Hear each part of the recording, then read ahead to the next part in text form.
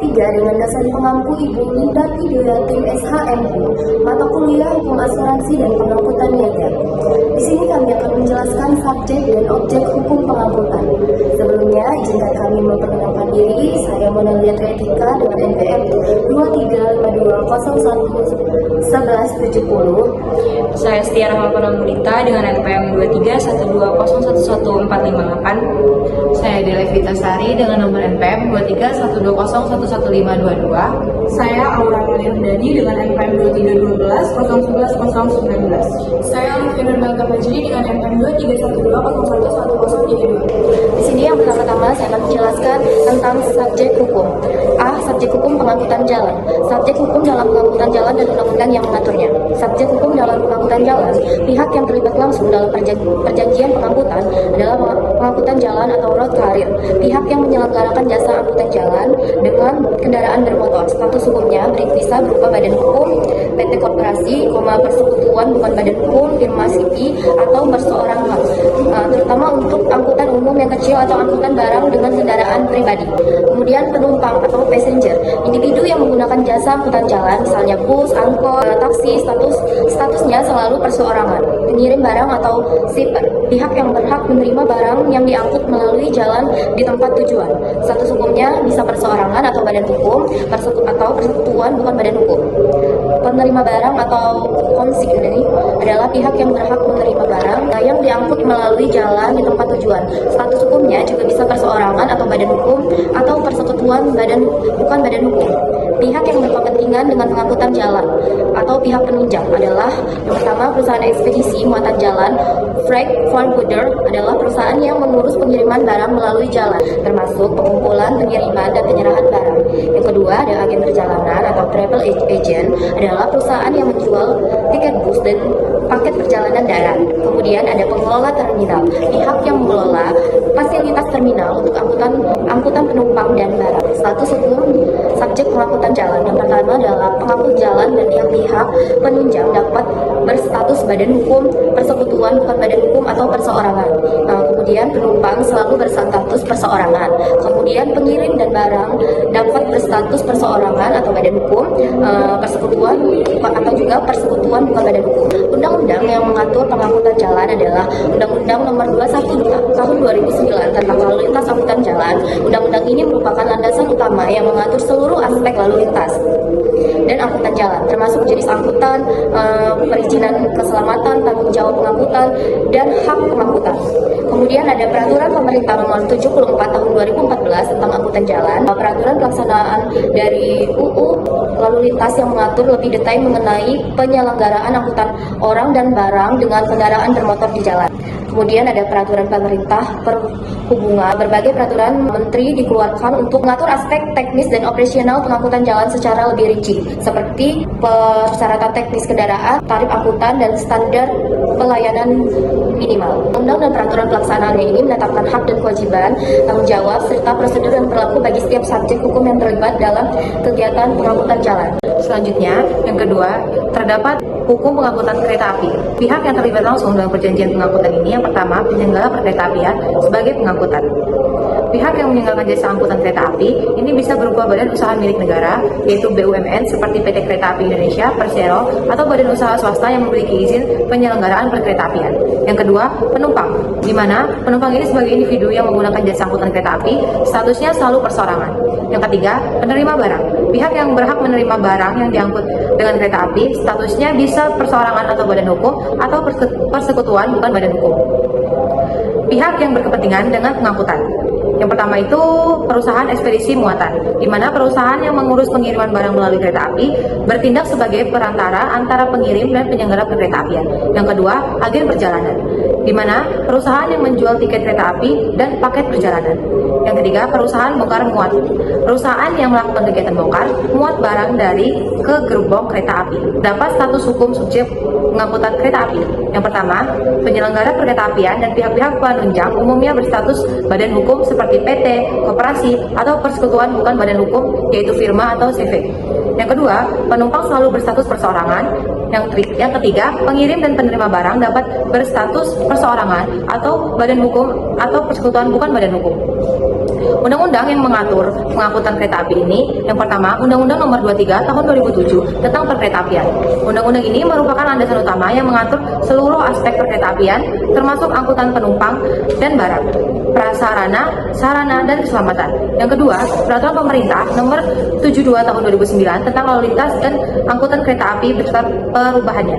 Peraturan ini merupakan peraturan pelaksanaan dari Undang-Undang Perkeretaapian yang mengatur lebih detail mengenai operasional, keselamatan, dan aspek lainnya terkait lalu lintas dan angkutan kereta api. Yang terakhir, itu ada peraturan perundang-undangan ini secara fisik mengatur hak, kewajiban, tanggung jawab dari masing-masing subjek hukum yang terlibat dari pengangkutan kereta api.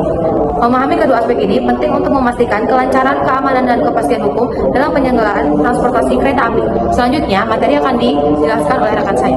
Subjek hukum pengangkutan kapal laut dan aturannya. Dalam pengangkutan kapal laut, terdapat beberapa subjek hukum yang terlibat. Yang pertama, pihak utama meliputi pengangkut, pemilik atau operator kapal, baik berbentuk badan hukum, persekutuan maupun perseorangan. Kedua, penumpang, selalu berstatus perseorangan. Ketiga, pengirim barang, itu bisa perseorangan atau badan hukum. Dan yang terakhir, penerima barang, juga bisa perseorangan atau badan hukum. Selain itu, terdapat pihak penunjang seperti perusahaan ekspedisi muatan kapal laut, agen perjalanan, agen pelayaran, perusahaan bongkar muat, dan perusahaan pergudangan. Secara umum, pengangkut dan pihak penunjang berstatus badan hukum atau persekutuan, sedangkan penumpang selalu perseorangan. Pengangkutan kapal laut ini diatur dalam Undang-Undang Nomor 17 Tahun 2008 Junto Undang-Undang Nomor 66 Tahun 2024 tentang pelayaran.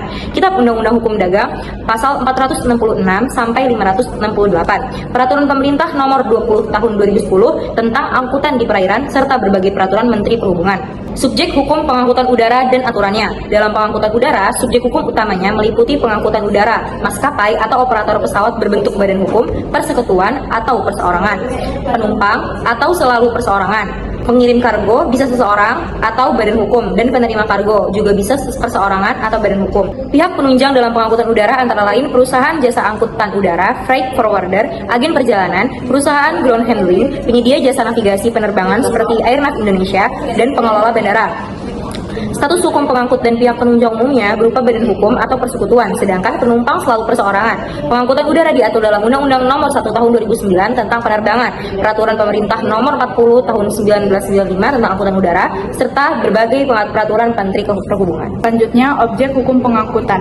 Objek hukum pengangkutan adalah segala sasaran yang digunakan dalam kegiatan pengangkutan untuk mencapai tujuan yang meliputi alat pengangkut dengan tenaga mekanik, muatan barang dan penumpang, biaya angkutan sejumlah uang, dan dokumen angkutan. Undang-Undang Nomor 22 Tahun 2009 tentang lalu lintas dan angkutan jalan mengatur kendaraan bermotor yang digunakan di jalan raya, seperti mobil penumpang, bus, dan truk. Undang-undang ini menetapkan syarat teknis kendaraan agar layak jalan serta kewajiban memiliki izin operasional.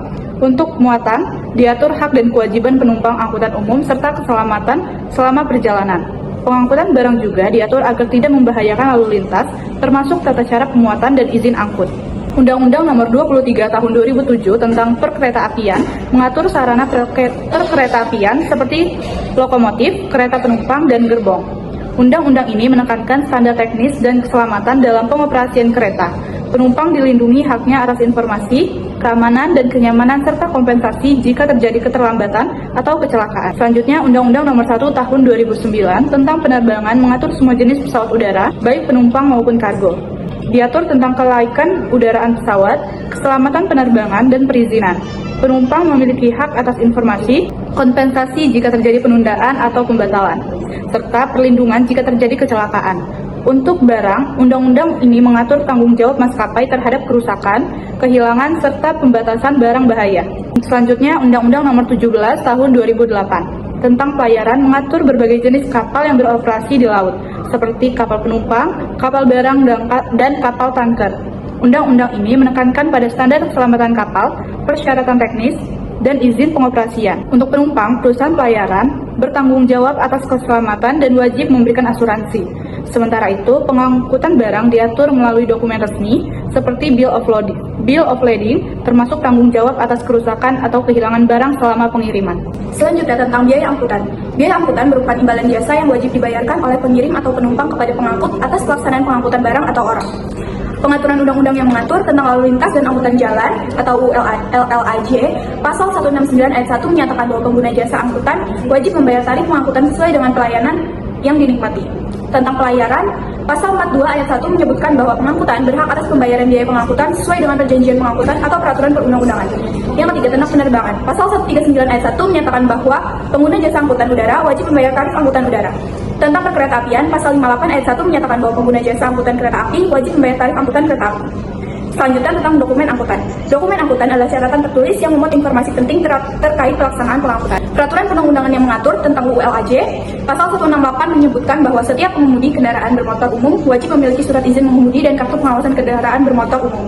Tentang UU Pelayaran, Pasal 45 mewajibkan pengangkutan menerbitkan tiket penumpang dan konsumen atau dokumen pengangkutan lainnya untuk barang. Tentang UU Penerbangan, Pasal 143 mewajibkan pengangkutan menerbitkan tiket penumpang dan surat muatan udara. Tentang UU Perkeretaapian, Pasal 60 mewajibkan pengangkut menerbitkan tiket penumpang dan surat angkutan barang.